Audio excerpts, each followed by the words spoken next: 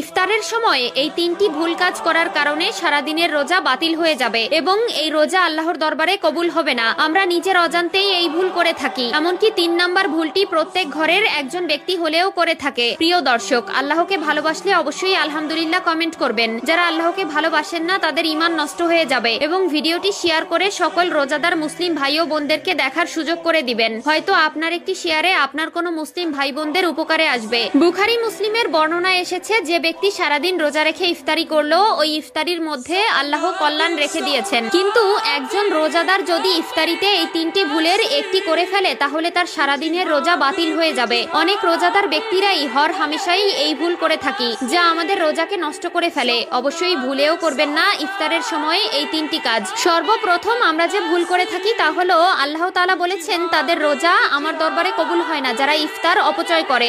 আপনি সারাদিন রোজা রাখার পরে অনেক বাহারি রকমের ইফতারি সাজিয়েছেন যা মানুষকে দেখানোর জন্য, ছবি তুলছেন মানুষের সামনে শো আপ করার জন্য এবং ইফতারি অপচয় করছেন। প্রিয় ভাই ও বোনেরা, আপনার এই অভ্যাস আপনার রোজাকে হালকা করে ফেলবে, নষ্ট করে দিবে। অবশ্যই রাসূলুল্লাহ সাল্লাল্লাহু আলাইহি ওয়াসাল্লামের তরিকায় ইফতার করতে হবে এবং আল্লাহকে সন্তুষ্ট করার জন্য আমরা যে রোজা পালন করি তা পরিপূর্ণভাবে আদায় করতে হবে। বিনয় করে বলতেছি, অবশ্যই আমরা ইফতারের সময় ইফতারি করব, কিন্তু ইফতারি অপচয় হয় এমন কাজ থেকে বিরত থাকব। 2 নাম্বার যে ভুল করলে আল্লাহ রোজা কবুল করবেন না সেটি হলো, আপনার ইফতারিতে যদি হারাম কিছু থেকে থাকে। আপনি যদি হারাম কিছু দিয়ে আপনার সারাদিনের রোজাকে পরিপূর্ণ করতে চান তাহলে মনে রাখবেন আল্লাহ তাআলা আপনার সেই রোজা কবুল করবে না। ইফতার সামনে রেখে আল্লাহর কাছে দোয়া করলে আল্লাহ তাআলা সেই দোয়া কবুল করে, কিন্তু আপনি যদি আপনার হালাল ইফতারির ভেতরে হারাম কোনো খাবার রেখে দেন বা খাওয়ার নিয়তে সাজিয়ে রাখেন, অথবা আপনার ইফতারের তালিকায় যদি হারাম কিছু থাকে, মনে রাখবেন আপনার সেই রোজা বাতিল হয়ে যাবে। যেই দেহ হারাম খাবার দ্বারা গঠিত সেই দেহ কখনোই জান্নাতে প্রবেশ করবে না। 3 নম্বর ভুল হলো অতি তাড়াহুড়া করতে গিয়ে সময়ের আগে খাবার মুখে দেওয়া। ইফতারের সময় অনেকেই তাড়াতাড়ি করতে গিয়ে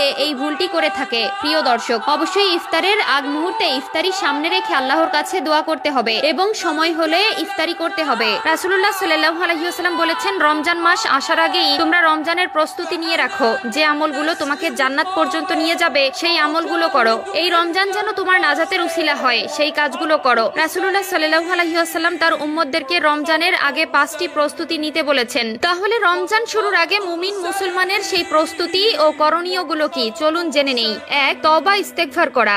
2. রমজানের সব উপকারিতা স্মরণ করা। 3. রমজানের রোজার মানসিক প্রতিজ্ঞা নেওয়া। রমজান মাসে পরিপূর্ণ সওয়াব ও ক্ষমা পেতে মানসিকভাবে প্রস্তুতি গ্রহণ করা। 4. রমজান শুরুর আগেই আগের কাজা রোজা আদায় করা। রমজানের আগের মাস শাবান মাস। প্রিয় নবী সাল্লাল্লাহু আলাইহি ওয়াসাল্লাম বেশি বেশি নফল রোজা রাখতেন এই মাসে। রমজানের প্রস্তুতি গ্রহণ করতেন। কাজা রোজা আদায় করার মাধ্যমে সুন্নতের অনুসরণও হয়ে যাবে। 5. যাবতীয় গুনাহ থেকে সাধারণ ক্ষমা পাওয়ার চেষ্টা করা।